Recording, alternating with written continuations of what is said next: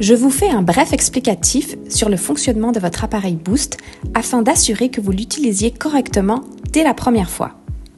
Lorsque vous recevez votre Boost, la première chose à faire d'abord est de le charger pendant 12 heures avant d'utiliser la première fois.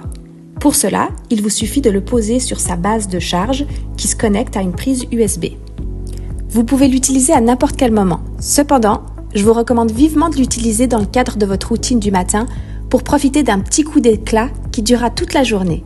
Il est recommandé de l'utiliser une fois par jour et il est impératif pour qu'il marche de l'utiliser soit avec le sérum Boost, soit avec les pumps, car ils sont spécialement formulés pour fournir une conduction optimale au micro-courant.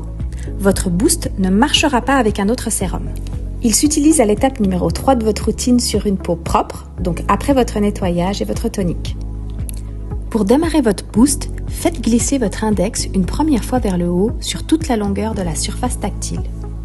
Versez 3 doses de sérum sur la surface conductrice de votre Boost, répartissez-le ensuite grossièrement sur une moitié de votre visage et faites glisser votre index une deuxième fois vers le haut sur toute la longueur de la surface tactile pour commencer l'application.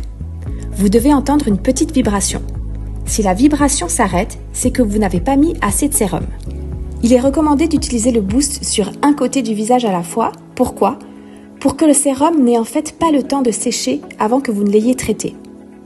Et pendant 1 minute, faites glisser la surface conductrice de votre Boost sur votre visage avec un mouvement orienté vers le haut et vers l'extérieur. Faites des gestes lents qui remontent et profitez de votre moment. Quand votre Boost s'arrête, répétez la même chose sur l'autre partie du visage.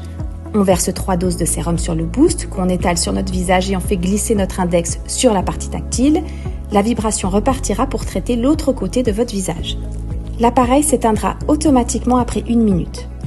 Massez ensuite le sérum restant pour le faire pénétrer dans votre peau, puis poursuivez avec votre routine de soins avec votre crème hydratante.